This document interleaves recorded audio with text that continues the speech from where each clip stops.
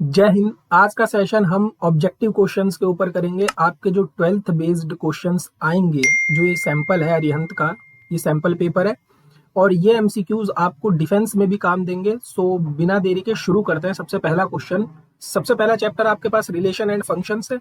तो relation and function से related जो भी क्वेश्चन है वो यहाँ पर है आपकी स्क्रीन पर। हम एक एक करके सारे क्वेश्चन को सॉल्व करेंगे। सबसे पहला क्वेश्चन क्या है आपके पास कि आपको एक सेट मिला है ए 1,2 और एक सेट मिला है बी ए, बी। तो ये कह रहा है the Cartesian product of A and the set B is.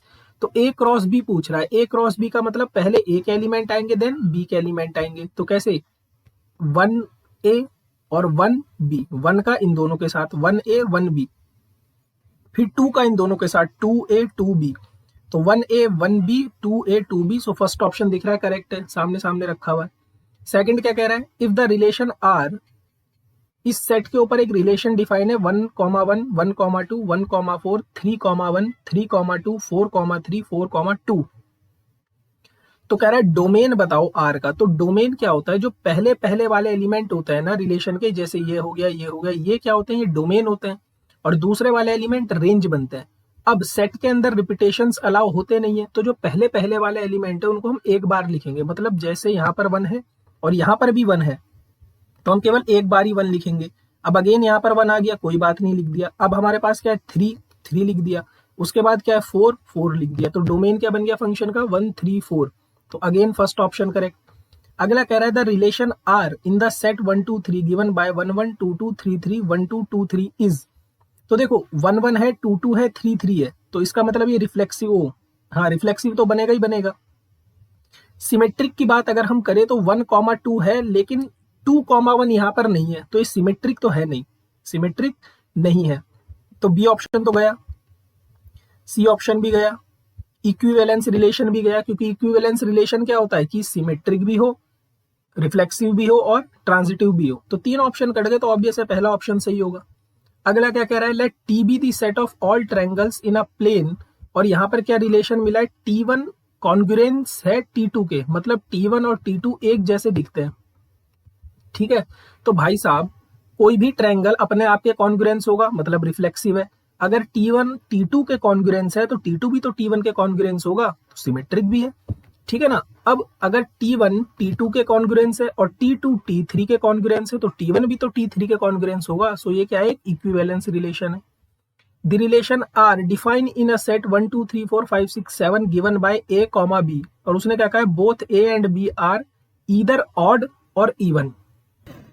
तो जब आप रिलेशन बनाओगे कि दोनों के दोनों ऑड होंगे या दोनों के दोनों इवन होंगे, तो पहले आप ऑड वाले ले लो ना, 1,1 3,3 5,5 और 7,7। 7 से ज्यादा तो एलिमेंट है नहीं ना सेट के अंदर। उसके बाद इवन वाले ले लो 2,2 4,4 6,6। शानदार इक्विवेलेंस रिलेशन है, शानदार इक्विवेलेंस रिलेशन। क्लियर है। तो कौन सा ऑप्शन सही हो जाएगा यहाँ पर, सी ऑप्शन सही है, it is an equivalence relation. ठीक, 6th क्वेश्चन आप घर से करना। कोई डाउट हो तो आप कमेंट सेक्शन में पूछ सकते हो, नो प्रॉब्लम। नेक्स्ट क्वेश्चन की तरफ चलते हैं। नेक्स्ट क्वेश्चन है हमारे पास, एक रिलेशन मिला है x, y is divisible by x। Again आप इसको इजीली कर सकते हो। देखो कोई भी नंबर अपने आप से डिविजिबल हो सकता है, तो यस ये रिफ्लेक्सिव बन जाएगा। अगर y x को डिवाइड कर रहा है तो क्या x भी y को डिवाइड करेगा, पॉसिबल ही नहीं है। जरूरी नहीं है हर बार ये पॉसिबल हो, इसका मतलब ये सिमेट्रिक तो बनेगा नहीं। सिमेट्रिक नहीं बनेगा तो सी ऑप्शन तो गया, इक्विवेलेंस बनेगा नहीं। बी ऑप्शन भी गया कि ये सिमेट्रिक है, उसने बोल दिया सिमेट्रिक है ही नहीं है। तो उसने क्या बोला, रिफ्लेक्सिव है, ट्रांजिटिव। ट्रांजिटिव और चेक करो। अगर y, देखो इसको करते हैं। अब यहां ध्यान से समझो कि सपोज करो 2 4 को डिवाइड करता है और 4 हमारा 8 को डिवाइड करता है। तो क्या 2 4 को डिवाइड करता है, बिल्कुल करता है। ऐसे ही आप कोई और उठा लो, 3 3 को डिवाइड करता है। सपोज 6 ले लो, 3 6 को डिवाइड करता है और 6 12 को डिवाइड करता है। तो क्या 3 6 को डिवाइड करता है, यस करता है। तो यस ट्रांजिटिव है, ट्रांजिटिव है। तो कौन सा ऑप्शन सही हो जाएगा हमारे पास, फर्स्ट ऑप्शन करेक्ट हो जाएगा। नेक्स्ट कह रहा था relation R in a set 1 2 3 4 up to 14 तक एलिमेंट दिए हुए इज, क्या बनेगा रिलेशन की, देखो क्या है 3x minus Y equal to 0। ये मैंने आपको फंक्शंस में करवाया है, 3x minus Y equal to 0। तो कैसे, देखो कैसे बनाओगे, क्या बोला है उसने 3x minus Y equal to 0, तो यहाँ से y की वैल्यू क्या आ जाएगी हमारे पास 3x आ जाएगी। अब आपके पास जो एलिमेंट है वो 1 से लेकर के 14 तक के एलिमेंट है, कहाँ तक के 14 तक के।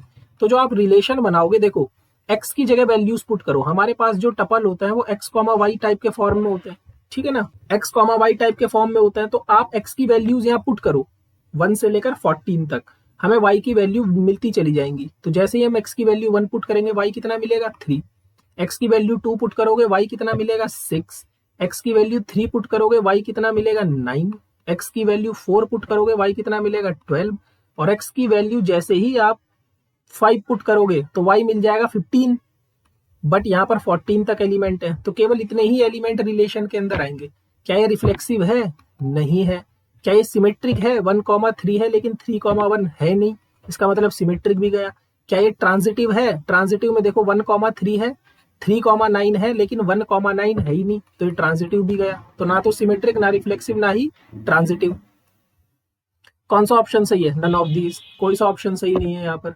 नेक्स्ट क्या कह रहा है कि y equal to x plus 5 है और x आपको 4 से छोटा लेना है। अगेन देखो